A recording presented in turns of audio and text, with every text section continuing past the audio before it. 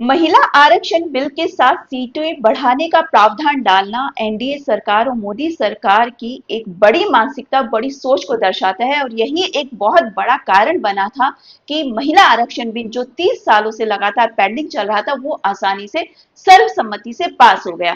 इसे आप कुछ इस तरह से समझ लीजिए कि एक बहुत बड़ा परिवार है संसद हमारा, जिसमें लगभग 543 यानी 543 मेंबर हैं। जब हम सीटें बढ़ाने की व्यवस्था साथ में डालते हैं, तो कुछ हम ऐसा करते हैं कि जैसे हमारे परिवार में एक नई बहू आने वाली है और वो बहू हमारे परिवार की स्थायी सदस्य रहेगी। तो घर के बड़े कहते हैं कि एक कमरा उसके लिए बनवा दीजिए, जिससे बहू को भी परेशानी ना हो और बाकी सदस्य भी खुशी से रह पाए। तो इसी कॉन्सेप्ट के तहत महिला आरक्षण बिल के साथ में सीटें बढ़ाने का प्रावधान डाला गया, लेकिन वो विरोधी, वो विपक्षी कांग्रेसी लोग और बाकी सारे लोग यह बात नहीं समझ पाए। वो यह नहीं जान पाए कि अगर हम महिलाओं की सीटें बढ़ा रहे हैं, तो 33% जब सीटें बढ़ रही हैं, तो उनका भी प्रतिनिधित्व लगभग 180 से 280 तक पहुंच जाएगा।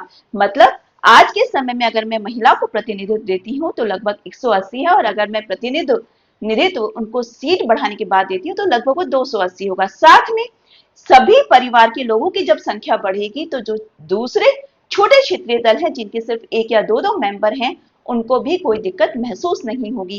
एक्चुअली में अगर सच्चाई देखी जाए, तो ये महिला आरक्षण बिल या अध्यादेश जो पास हुआ था, इसका सबसे बड़ा कारण आसानी से पास होने देने का यही था कि सीटें बढ़ाने का प्रावधान साथ में जोड़ा गया। लेकिन अब वो लोग इस चीज से पूरी तरह नकार रहे हैं, और वो लोग हैं, वो काले चेहरे हैं जो देश की मुस्लिम महिलाओं से, उनका तलाकशुदा महिलाओं से, उनसे जीवन यापन का अधिकार या उनसे उनसे दाना पानी का इंतजाम भी छीन लेते हैं। तो ये लोग कहां से देश की दुर्गा शक्ति और मातृशक्ति के बारे में सोचेंगे।